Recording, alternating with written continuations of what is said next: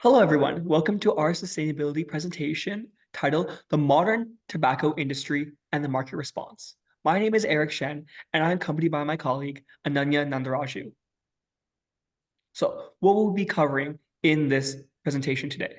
Number one, we'll start with a quick introduction, followed by a qualitative analysis by Ananya, the modern marketing impact, and this qualitative analysis conducted by Ananya will be cross-referenced with my quantitative analysis, which will first be discussed through, number one, our quantitative methodology that we've employed. Then we'll be showing our regression analysis that we used. And lastly, we'll tie all parts of this presentation together in the conclusion. So the key issue today is, to what extent is the anti-sustainability reputation of the tobacco industry deserved? How considerate is the market in the modern tobacco companies' ESG actions? And what role will the sensitivity of shareholders play in the economic sustainability of these markets? The first part of the project involves analyzing the tobacco industry's historical impact on sustainability areas and assessing the public perception of involved companies.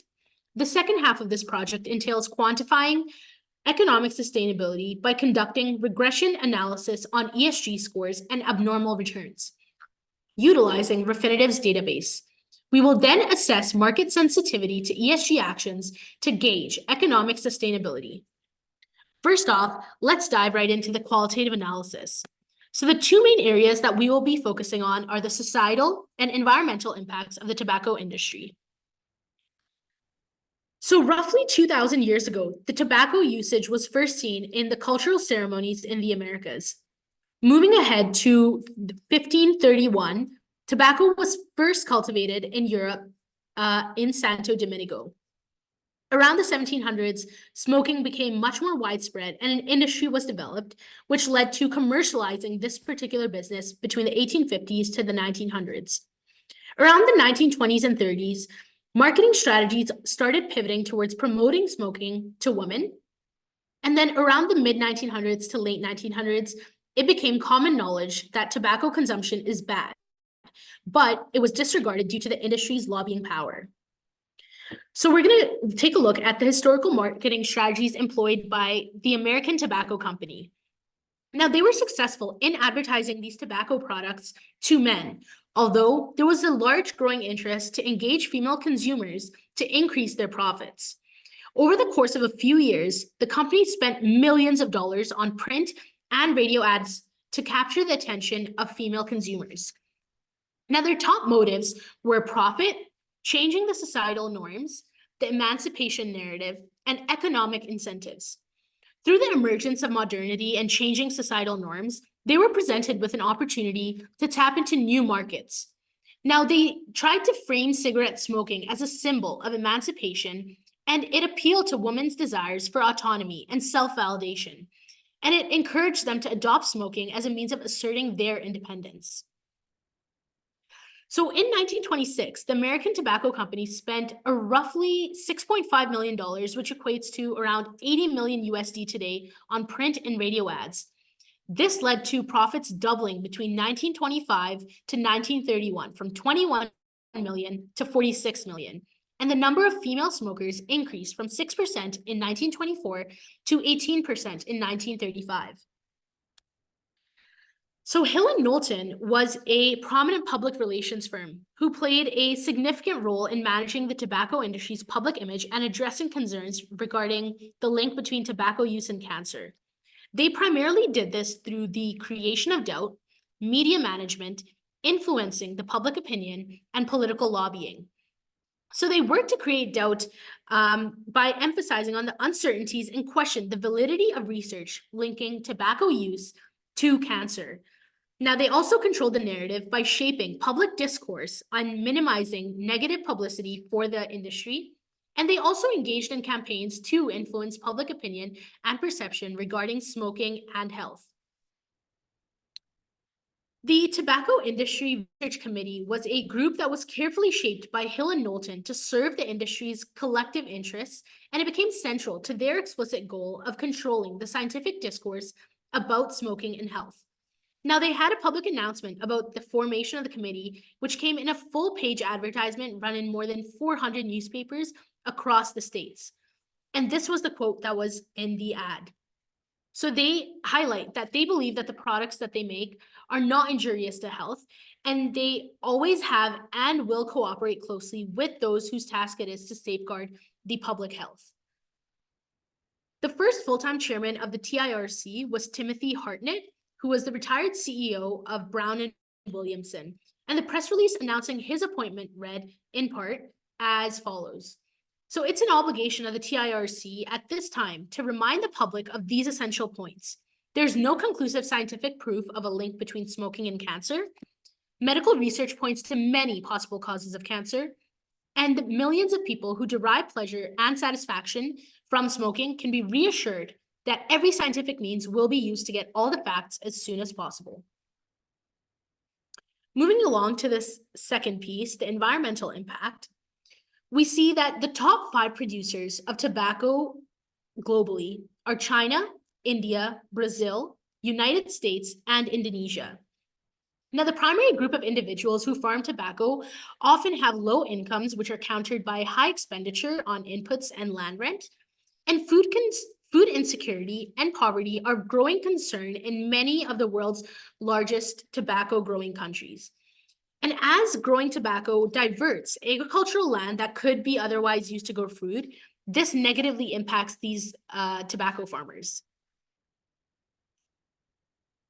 So here we have the total reported yearly water use for some of the largest tobacco companies. And we see that it is extremely water intensive. Significant amounts of water are used in areas where tobacco manufacturing facilities are located, primarily for diet treatment, which is making inks and dyes for packaging, in addition to the tobacco pulp processing.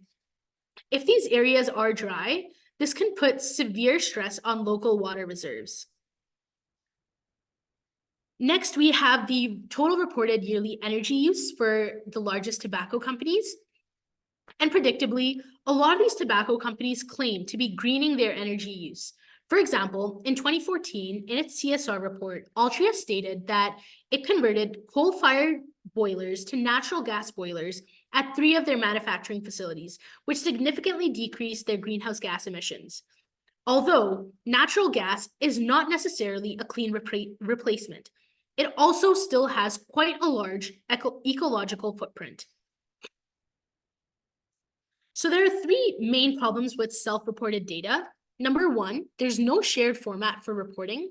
Number 2, the data often primarily refers to the internal production processes. Number 3, there's no process to verify accuracy. Since data reporting does not follow a shared format, it makes it difficult to make comparisons between companies. And if third-party certification is used, then the body is usually paid directly by the tobacco company rather than a regulatory entity. Lastly, we have the modern marketing strategies. So the tobacco industry has continued marketing to vulnerable populations, such as youth, women, and marginalized communities. And it's problematic for several reasons, such as exploitation, health disparities, ethical concerns, and regulatory challenges. So by targeting these vulnerable groups, it exacerbates health gaps by promoting products to already at-risk populations, which worsens inequalities. And in addition to that, as the tobacco alternatives are still quite new on the market, there are quite a few regulatory challenges, and marketing undermines the public health efforts and complicates the regulatory protections, which require stricter measures. So the tobacco industry has attracted new users primarily through claiming that the smoking or cigarette alternatives are milder products and due to the long-term health effects, which are still unknown, it's made it easier to market. Additionally, they have started pivoting to celebrity and influencer endorsements. And since advertising has shifted quite considerably to social media, influencers often don't disclose sponsorships and still promote nicotine products to the youth. Additionally, the rise of flavors and colorful marketing has been appealing to non-smokers and help mask tobacco's harsh taste, which potentially encourages the youth to try out these nicotine products. Here we have the current tobacco use for 2023 amongst high school students and middle school students. And current use is determined by respondents indicating that they have used a tobacco product on at least one day in the past 30 days. So we see that there's an average of 12.6% of high school students who use tobacco products, with majority of these students using e-cigarettes. And amongst middle school students, it's 6.6% overall tobacco product usage, with 4.6% for electronic cigarettes. Now, this is of high concern, and this is an issue that must be addressed. Thank you, Ananya, for that qualitative breakdown of the modern day tobacco industry. But now we'll be talking about the quantitative methodology that we employed to conduct a regression analysis. So number one, we picked 3 large key players in the modern day tobacco industry. That being number one, Altria Group Inc., traded on the New York Stock Exchange with a market cap of around 78 billion USD. Next is Philip Morris, traded on the New York Stock Exchange as well, with a market cap of around 142 billion USD. Lastly, we have British American Tobacco with a market cap around 68 billion USD, traded under BTI on the New York Stock Exchange. So now that we determined which companies we would wish to analyze, for each company, we collected the environmental, social, and economic events related to sustainability for 2019 to 2023. After we collected a key event that happened in each year, we defined the area it affected, such as environmental, social, economic, or all 3, and then we categorized the type as either positive or negative. For instance, let's look at Altria Group Inc. at 2019 on February 11th, where Altria released a statement condemning youth smoking. We categorized this event as positive and affected the area of social sustainability. Now that we have a list of event studies that we conducted for each company's event, we collected stock returns surrounding each of these event dates. This allowed us to calculate the actual returns of the stock for those dates, as you can see in Formula 1. So for Formula 1, we calculated the actual returns by taking the stock price 2 days after the event, subtracted that by the stock price 1 month prior, and divided the whole thing by the stock price 1 month prior. This allowed us to calculate the actual returns of each company's stocks for investors after the event took place. Then we conducted a capital asset pricing model, CAPM, for each company to determine expected returns for each of these events. So the way we did this was we collected the S&P 500 index returns surrounding each event date. This allowed us to calculate the actual returns of the market, or RM. Then we collected the beta for each company. Then we collected the risk-free rate, or RF, determined through 1-year US Treasury bill yields. As indicated in Formula 2, which is a CAPM pricing model, or capital asset pricing model, this allowed us to calculate expected returns. So on one hand, we have actual returns that investors received from each of these events, and we also have the expected returns investors would have expected to receive based upon a financial model, the capital asset pricing model. So as reiterated, we have in the green cells, the actual S&P 500 returns that we used in Formula 2, and through Formula 2, we were able to arrive at the orange cells, or the expected returns calculated through the capital asset pricing model. Lastly, we have the yellow cells, which are the actual returns for each respective company's stocks. So to reiterate, we have expected returns for each company for each event study, and we have the actual returns for each company for each event study. So now that we have expected returns and actual returns, we can now calculate abnormal returns. Abnormal returns are equal to the actual return of a stock minus the expected return of the stock, or in this case, the actual return of this company minus the expected return calculated through the capital asset pricing model. Using the graph illustrated, we took the yellow cells, actual returns, minus the orange cells, which gave us the turquoise cells, or the abnormal returns. Abnormal returns indicate to investors how far their actual returns deviated from the expected returns they hope to receive through the capital asset pricing model. A higher deviation would indicate that some key event played a key role in deviating the actual returns from the expected returns. So now that we have abnormal returns, it's time to calculate the changes in ESG scores. So what are ESG scores? ESG scores are environmental, social, and governance scores and are used as a metric in financial reporting. And they determine a company's level of performance, commitment, and effectiveness in those areas. This is a direct crossover with the subject of sustainability, whose pillars are economic, social, and environmental sustainability. So the methodology we employed was we collected ESG scores for each respective company from LSEG Data and Analytics, which is a new name for the Refinitiv database. After we collected all of the ESG scores from Refinitiv, we calculated the change in ESG scores by calculating the percent change in the ESG scores from 2019 to 2023. And this is conducted for all three companies. As you can see in the graph on the right, we have the ESG scores from 2018 to 2023 for Altria Group, from 89 to 87, and then we calculate the percent change year to year. For example, from 2019 to 2020, Altria Group's ESG score experienced a negative 8.43% change. So in culmination, this is all the quantitative results that we've compiled. Expected returns, actual returns, which allowed us to calculate abnormal returns, and we collected the ESG scores per year, which allowed us to calculate the total changes in ESG score year per year for each of these three companies. So now that we have all of this data, it's time to put it into our regression to determine the changes, if a change in the ESG score has any effect in the change of abnormal returns. So as illustrated in these three graphs, let's start at the top left. The top left is Altria Group, the top right is Philip Morris, and the bottom left is British American Tobacco. These graphs illustrate the correlation of changes in ESG scores to abnormal returns, with the x-axis being changes in ESG score and the y-axis being abnormal return. What we expected to see was that a change in ESG score, a higher change in ESG score, would result in higher abnormal returns, as a firm's commitment to sustainability-focused actions should lead investors to have more confidence in this industry and therefore receive more through their investments. So therefore, we expect to see a y equals x graph from the bottom left to the top right. However, upon this analysis, we see actually almost the opposite.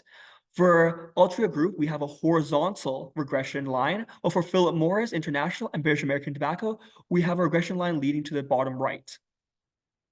And as you can see from the calculations of the correlation coefficients of all three of these companies, they are all negative, with British American Tobacco being the highest negative at negative 0.3.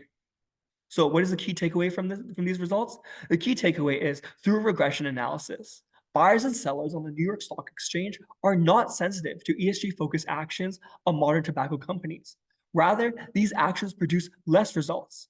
A change in ESG scores had almost no or negative effects to the abnormal returns received by investors. So now that we have a qualitative analysis and a quantitative analysis, it's time to put them all together and determine what is our conclusion and how this relates to sustainability. So to reiterate, the historic tobacco industry has been a violator of all aspects of sustainability. They practice unethical marketing practices, are resource intensive, and contribute to economic disparity. They have consistently prioritized shareholder primacy rather than stakeholder primacy, putting profits over ethics, harming the future for the gluttony of the present. What the modern day tobacco industry has recognized its past harms and is trying to move towards a more sustainable image on all fronts, but are still committing faults. For instance, on the top right, you can see moving beyond smoking is a slogan used by one of the tobacco industries we analyzed and them trying to change their public perception. However, for example, in 2021, British American Tobacco negotiated a bribe to Zimbabwe leader Robert Mugabe, which contributes to negative sustainable economic practices. So although they are trying to change their image, they are still committing faults. And what are our quantitative findings and the market's response? We found a negative weak correlation between changes in ESG scores and abnormal returns. Therefore, market returns are negatively influenced by sustainability-focused actions. Buyers and sellers receive less returns after ESG actions of modern-day tobacco companies. This could be because of two key reasons. Number one, investors are disinterested or unaware of these sustainably focused actions of the modern day tobacco industry. Or number two, and more pessimistic, is that these investors view the modern day tobacco industry's actions as nothing more than greenwashing and as a malicious front to pretend to act in a more sustainable fashion. But investors see through this disguise and realize that these actions have no real impact towards the sustainability of our planet and therefore are insensitive to these actions, as indicated by the negative correlation coefficients we've calculated. So our key takeaway is ESG actions equal sustainability, as they are social, economic, and environmental. Negative correlation exhibits the market's slight pessimism and disinterest in the tobacco industry's push for sustainability. And the modern tobacco industry's response, well, they can, number one, continue and push for greater effort in sustainability and ESG-focused actions of stakeholder primacy, or the modern day tobacco industry can choose to instead focus, as they always have done, on shareholder equity, which is shareholder primacy, on the bottom line, rather than caring about stakeholders in their local economies. So therefore, that concludes our presentation. We would also like to just conclude with showing our citations that we use, as well as the image references that we use in this presentation. Thank you so much for listening, and that concludes our presentation.